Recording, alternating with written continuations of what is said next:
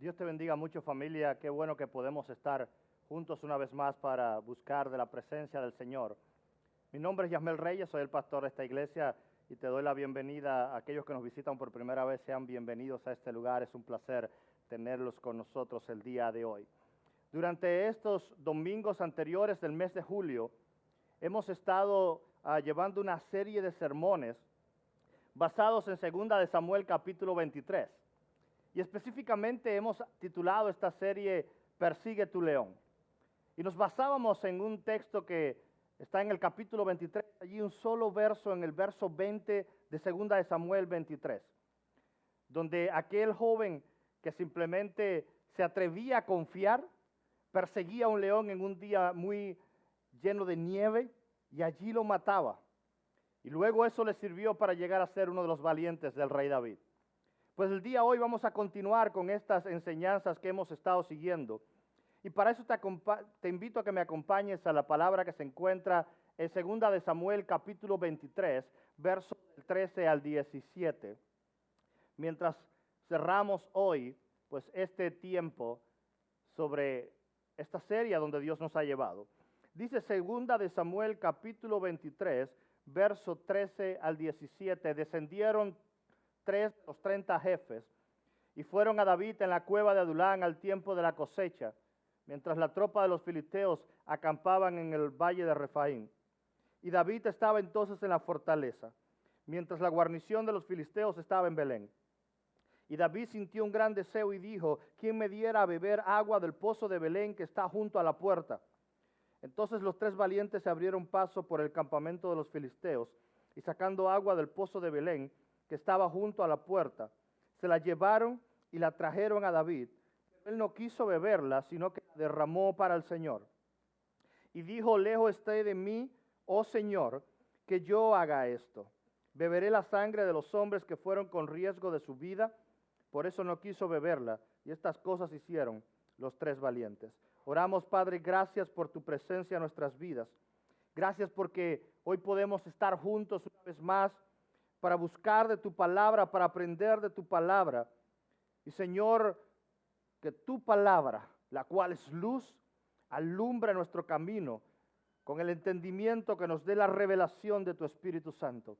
Gracias, Señor, porque podemos hoy recibir de ti. En tu nombre poderoso. Amén y amén. Aquellos que han tenido la oportunidad de visitar grandes ciudades en los Estados Unidos, les voy a poner el ejemplo de una de ellas. Nueva York, por ejemplo. Una ciudad bastante grande. Mi esposa, mi hija y yo vivimos nuestro primer año cuando vinimos de Cuba. Nuestro primer año vivimos en New Jersey solo al cruzar el río de frente a Nueva York. Y una de las cosas increíbles sobre las grandes ciudades en los Estados Unidos es que cuando entras vemos lo majestuosa que son, los edificios enormes que tienen, los lugares históricos, y son lugares completamente enormes. Y New York es una de esas ciudades enormes, que tiene tantos edificios, que es a veces hasta demasiado. Pero sabes, algo que las personas a veces no ven, es lo que hay debajo de esas ciudades. Si ves Nueva York lleno de sus grandes edificios, pero cuando vamos, no siempre todo el mundo ve lo que hay debajo de una ciudad de esas dimensiones. Nueva York, por ejemplo, hay más de 9,000 alcantarillas que mueven todas las aguas de desecho de la ciudad. Unos 158,000 kilómetros de cables para todos los servicios. Está el tren de Nueva York, el metro, que mueve cientos de millas alrededor.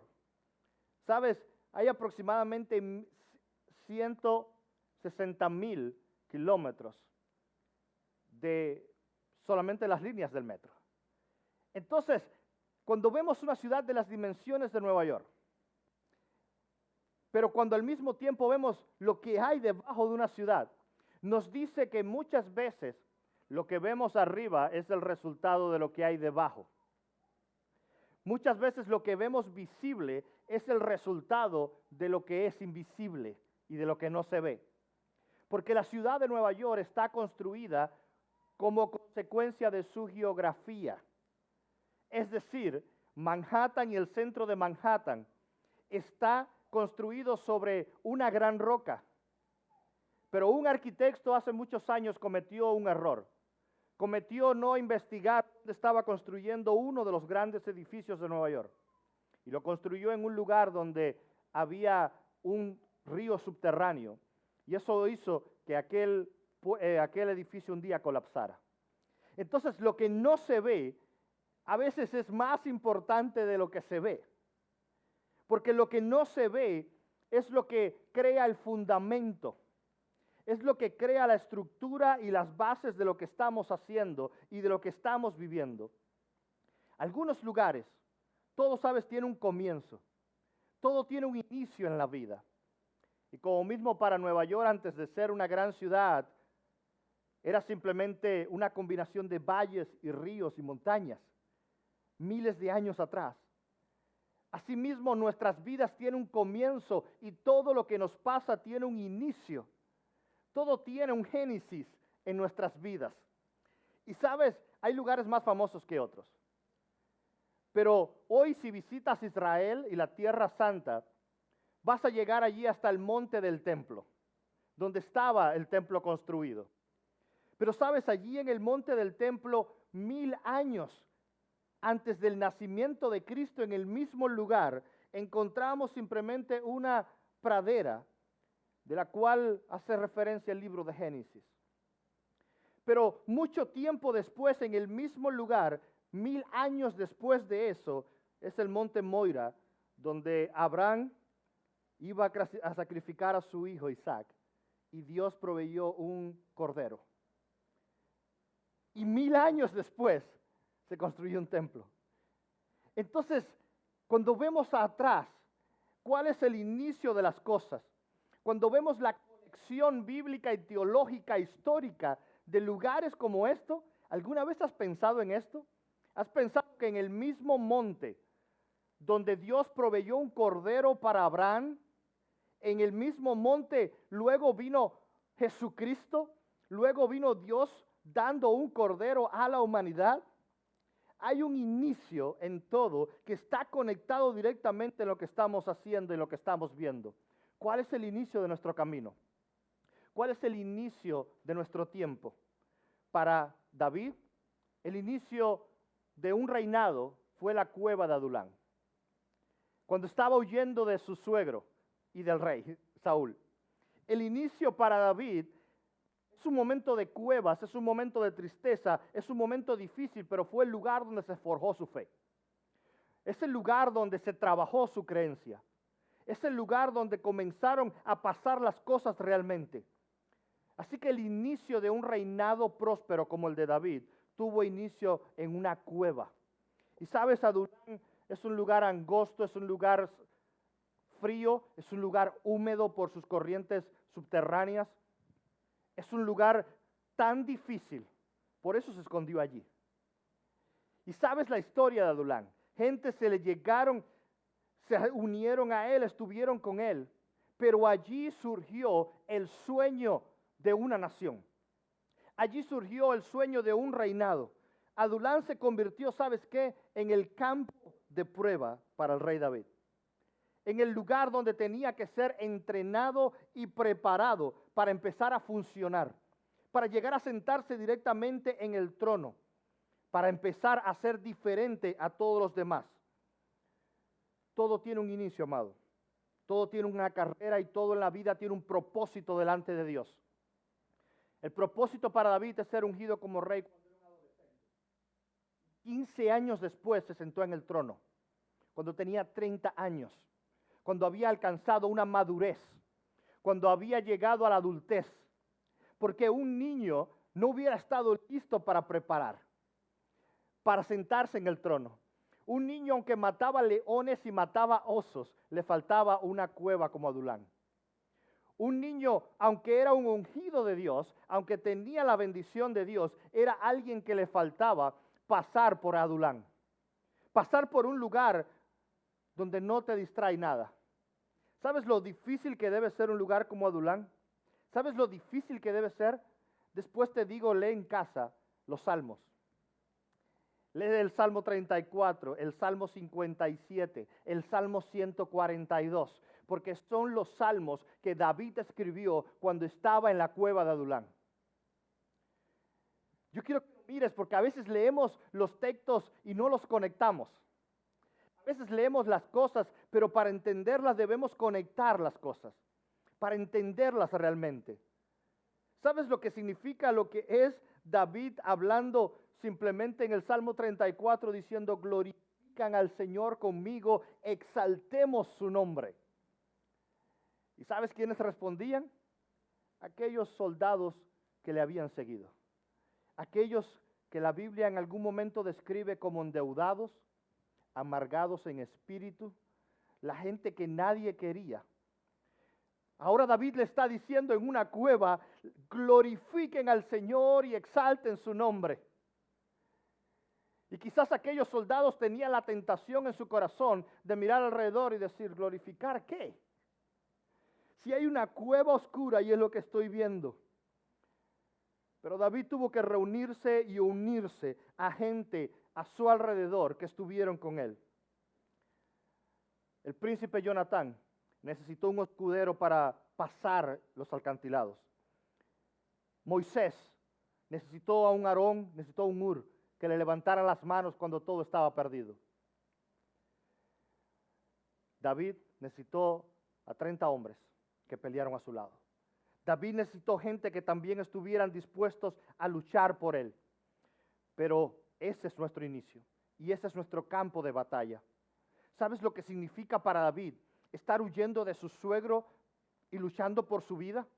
Y al mismo tiempo necesitar una sonrisa para decirle a aquellos amargados de espíritu, para aquella gente que estaba en batalla, para la gente que estaba en prueba, decirle, busquen de Dios y alégrense su corazón. ¿Cuántas veces nos hemos visto en la situación en donde necesitamos darle una palabra de esperanza a alguien, darles una buena noticia a alguien, pero al mismo tiempo batallo en mi corazón con tantas cosas que no siempre tengo fuerzas, no siempre tengo ganas? ¿Te puedes poner en los zapatos de David? A veces estamos en nuestra propia cueva, a veces estamos en nuestra propia batalla y viene alguien y te dice, hermano o hermana, ora por mí. Viene alguien y te dice, necesito tu ayuda. Y tú solo piensas, si solo supieras lo que yo estoy pasando, si solo supieras cuál es la batalla que yo estoy librando, no me pidieras oración. Y muchas veces estamos tentados a decir, no quiero más. Pero quiero decirte, Adulán no es algo que podamos obviar, porque es parte del proceso de la madurez. Es parte donde empezamos a confiar, donde somos capaces de decir como David en medio de una cueva, glorifica a tu Dios, exalta a tu Dios. Así que aquella gente empezó a dejar de ser amargados de espíritu. ¿Y sabes por qué comenzó a romperse la amargura de espíritu? Porque había alguien que les decía, en medio de tus circunstancias, alaba a tu Dios. En medio de tus circunstancias, busca a tu Dios.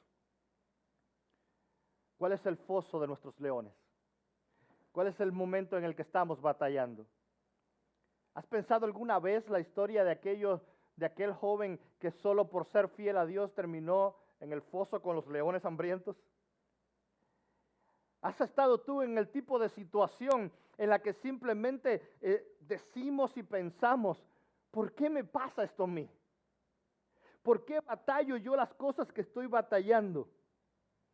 ¿Por qué aquel David, siendo un joven, estaba huyendo si solo había hecho lo bueno? ¿Por qué alguien lo quería matar cuando solo había hecho lo bueno? Entonces, ¿sabes qué? Que todos llegamos a un punto en nuestras vidas en que terminamos a veces en el foso de los leones. Pero Jesús dijo, bienaventurado eres. ¿Sabes lo que significa bienaventurado? Eres 3 veces dichoso. Es algo mucho mejor cuando terminas, cuando sufres por causa mía. ¿Sabes por qué? Porque ahí es cuando mi fe se fortalece y entiendo que mi herencia es mayor. y entiendo que yo lo que necesito es buscarlo a Él. Necesito arraigarme a aquellas cosas que estoy pasando. Hace muchos años leí una historia que me llamó mucho la atención. Y es la historia de un hombre llamado J.W. Tucker. Este fue un misionero que fue hasta el Congo en África para poder predicar el Evangelio. Y sabes, fue capturado y fue torturado. ¿Y sabes cómo lo torturaron? Lo torturaron lanzándole botellas. Las botellas se rompían en su cuerpo y cada botella le cortaba la piel. Cada golpe. Y lo torturaron a él y a todo el grupo que andaba con ellos. No fue ISIS, no fue Al Qaeda, no fue ninguna organización terrorista. Fue la misma gente que él quería alcanzar. Fue la misma gente que él le quería predicar, los cuales no creían en su mensaje, los cuales no estaban de acuerdo con él. Esto fue el 24 de noviembre de 1964. Solo se salvaron unos pocos de aquella expedición y entre los que se salvaron estaba la esposa de este hombre y estaban los 3 hijos de este hombre. Pero aquel hombre no se salvó. Así que esta no es una historia de cómo milagrosamente Dios te liberta. Esto no es una historia de que se abrió el cielo y las cosas se resolvieron. Es una historia de alguien que sufrió y murió. Y nuestra primera intención es sentir lástima de su situación. Mi primera reacción, ¿sabes lo que es? Sentir lástima de su esposa y los 3 hijos que se quedaron huérfanos sin su padre. ¿Sabes lo que pienso yo? Que esos 3 hijos no querían saber de Dios. Porque vieron a su padre pagar un precio demasiado alto y perderlo. ¿Sabes lo que significa realmente sacrificarse por lo que creemos? Pues este hombre es el ejemplo, porque él perdió su vida. Y ese día su esposa Angeline perdió un marido. Y ese día sus 3 hijos, Johnny, Carol y Melvin, perdieron a su padre. Aquel día. Pero ese día también el cielo ganó un héroe. Y aquel día, ¿sabes lo que pasó? Que lograron rescatarlo y pudieron llevar a su familia, pero él padeció en aquel lugar. Pero la historia no es el comienzo. Todo hay un comienzo, te decía. Y el comienzo es que Dios llamó a Tucker para ir al Congo a predicar. Él y su amigo misionero. Y sabes, su amigo lo trató de convencer una y otra vez diciéndole no vayas porque no vas a regresar. Es demasiado peligrosa la misión. Es algo demasiado fuerte, no vas a regresar. ¿Y sabes lo que le respondió Tucker aquel día? Le dijo, yo sé que no voy a salir. Pero Dios no me dijo que iba a salir. Dios me dijo que tenía que ir. Lo que Dios me llamó, nunca me prometió que saldría vivo de allí. Me dijo que simplemente tenía que obedecer e ir. Puedes escuchar a aquel joven llamado Benaía, cuando aquel león salía corriendo, perseguir a aquel león diciendo lo mismo que Tucker. La gente cree que la valentía es simplemente vencer a los leones. Y va a venir a lo mejor un predicador que te diga levántate en fe y mata leones y mata gigantes y los muros de tu vida van a caer. Pero quiero decirte que la realidad a veces es diferente, a veces distinta. Dios no te ha dicho que estarás libre de problemas. Lo que dice es que estará contigo allí. ¿Sabes lo que significa para Benaías correr detrás de aquel león de 150 kilos? La valentía no es salir de aquel foso triunfante. La valentía de atreverse a confiar en Dios es entrar al foso de los leones. Después, si sale o no, ya Dios sabrá. Lo que exemplifica realmente quiénes somos y lo que somos es cuando realmente vamos allá. Para Benaías, esto no era una cuestión de ganar o perder, era una cuestión de obedecer. Entonces a veces queremos tener la seguridad de que vamos a vencer. Y Dios simplemente a veces nos dice, lo que se necesita es obedecer. Porque al final, pues yo estaré ahí contigo. Así entró Daniel. Daniel no entró al foso de los leones, Dios diciéndole, tranquilo, los leones les voy a cerrar la boca. Daniel entró sabiendo las consecuencias de entrar a un foso de leones hambrientos. Luego Dios se va a encargar. Pero yo entro, pero yo camino. Pero sabes, vivimos en una cultura que idolatra el éxito y que sataniza el fracaso. Te lo digo una vez más. Vivimos en una cultura que idolatra al éxito y que sataniza al fracaso. ¿Sabes qué significa eso? Que cuando vemos a alguien que fracasa, ya automáticamente pensamos, está mal, es un pecador y es el diablo. Y que solo aquellos que son verdaderos hijos de Dios son los que siempre ganan. Pero vemos a un Jesús en la cruz. Pero vemos a un Esteban siendo apedreado. Pero vemos a un Pablo diciendo, tengo en mi cuerpo las marcas de Cristo. No siempre vamos a ver las cosas de la manera que queremos. La diferencia es, ¿dónde está mi esperanza? ¿Dónde está el reino y lo que quiero hacer? ¿Sabes la diferencia? Que las cosas en el reino funcionan diferente a como funcionan en la tierra. Que como yo la quiero, como me lo imagino. En el reino de Dios, el resultado no es el problema. El éxito no es ganar o es perder. El éxito es obedecer. ¿Cómo Dios te va a medir? El éxito es honrar a Dios, aun cuando las cosas no salen bien. Es alabar a Dios, aun cuando pierdo.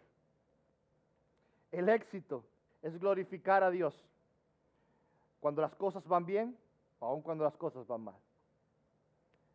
No sé si sabes esa canción, pero ¿sabes qué? Hay una canción que cantábamos cuando yo era un niño, que me recuerda mucho esta parte, porque es una canción que decía algo así como, alabar a Dios cuando las cosas te vayan bien, qué bueno es. Pero yo le alabo en medio del quebranto, porque yo sé que el Cristo Santo se glorifica dentro de mí. Esa es la parte difícil, amado hermano. La parte difícil es como Trucker montarse en un avión y llegar a un lugar. Y decir, ¿sabes qué, Señor? Tú nunca me dijiste que saldría de aquí, pero voy a cumplir la palabra. Entonces, puedes estar pensando quizás de que ahí se acabó todo. De que las cosas ahí pues ya no van a funcionar más. De que las cosas ya no van a tener pues un final feliz. Y sabes, quizás tienes razón. No siempre las cosas tienen el final feliz que nosotros esperamos o deseamos. No siempre, ¿por qué? Porque lo que marca la diferencia es cuál es el final feliz. ¿A qué le llamamos final feliz? La diferencia es que si llegamos al cielo, tendremos nuestro final feliz. Y que de qué nos vale perderlo por ganarlo todo aquí en la tierra mientras estamos. Pues quiero decirte que aquel día, cuando su esposa, la esposa de Tucker y a sus 3 hijas con algunos otros sobrevivientes los recuperaron, los montaron en un avión de regreso a los Estados Unidos. Allí lo llevaron, en un pequeño avión que hacía mucho ruido. Y su esposa estaba sentada en aquel avión, contemplando a sus 3 hijas que habían quedado huérfanas. Y aquel lugar, en aquel momento, Angeline pronunció una oración. Angeline dijo, oh Padre, te damos gracias por tu bondad y por tu amor y por tus bendiciones. Te amamos y te alabamos por tu cuidado. Y a través de esta innumerable cantidad de días difíciles, has visto por nosotros y aún nos mantienes. Ahora nos has librado verdaderamente del foso del león. Pero te alabamos y te damos gracias por ello.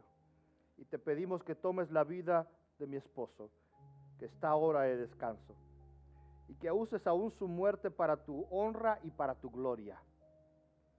Y ahí cerró su oración. Eso es una mujer de fe. Y sabes, quizás hasta por algún tiempo, exactamente por 30 años, algunos creyeron que la muerte de Trocker había sido en vano. Por 30 años, simplemente fue un misionero más que murió. Pero al cabo de los 30 años, ocurrió algo increíble. Alrededor del río, yo no hablo congolés, así que me lo disculpan. Un río que se llama Mobokande. Es un río que fluye a lo largo de todo el Congo y que pasa por un pequeño pueblo donde habita una tribu llamada los Mambetu. Y allí, en aquella tribu, durante una época de disturbios y de guerras internas, el rey de los Mambetus hizo un llamamiento al gobierno del Congo a que los ayudara. Y el gobierno simplemente envió hasta aquel lugar a alguien para que los ayudara. Un brigadier, un soldado, pero que 30 años antes había sido alcanzado por un hombre llamado J.W. Tucker. Y aquel brigadier había aceptado a Cristo y había sido discipulado por aquel hombre antes de morir. Solo lo había conocido por 2 meses. Y a los 2 meses de estar trabajando con Trocker, mataron a Trocker. Pero su vida nunca más fue la misma y siguió trabajando. Y trabajó, hizo todos sus esfuerzos por continuar el trabajo de aquel su maestro y llevar y alcanzar a aquella tribu que lo había matado. Pero nunca lo recibieron. Nunca lo escucharon tampoco. Así que hasta que un día aquel brigadier, aquel soldado, en medio de aquella tribu conoció una de sus frases, conoció parte de su historia, de sus leyes o sus tradiciones. Y conoció y escuchó que ellos tenían una ley que decía, si la sangre de cualquier hombre fluye a través del río, debes escuchar su mensaje. Es como una profecía que tenía aquella tribu, que decía, si la sangre de un hombre fluye por el río suyo, deben escuchar su mensaje. ¿Y sabes lo que hizo el brigadier? Dijo, esta es mi oportunidad. Reunió a todos los soldados, los puso a todos al lado, y les dijo, hace un tiempo, hace 30 años, un hombre fue asesinado y su cuerpo fue arrojado al río Mobokande. Y los cocodrilos de este río se lo comieron. Y su sangre fluyó en el río de ustedes, su sangre fluyó. Pero antes de morir, me dejó un mensaje que ahora ustedes tienen que escuchar. Me dijo que Cristo murió por ustedes y que allá los está esperando. Así que aquellas tribus empezaron a recibir a Cristo y cayeron de rodillas el jefe de aquella tribu aquel día. Y de ahí en adelante todo empezó a fluir. Y de ahí todo empezó a cambiar. Y todo empezó a ser diferente. Cada oración fue contestada, aunque tarde 30 años.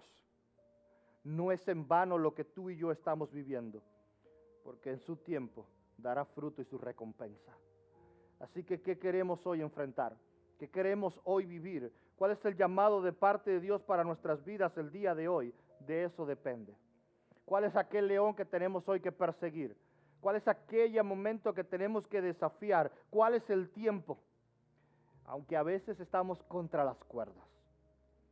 Aunque a veces estamos literalmente sin muchas opciones.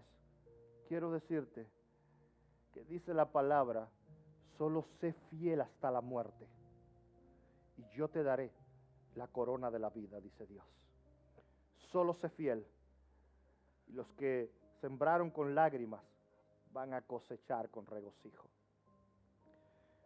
Quiero que terminemos el día de hoy con una última canción. Una última canción que es un llamado de parte de Dios, donde dice, Señor, yo quiero que te muevas hoy en mi vida.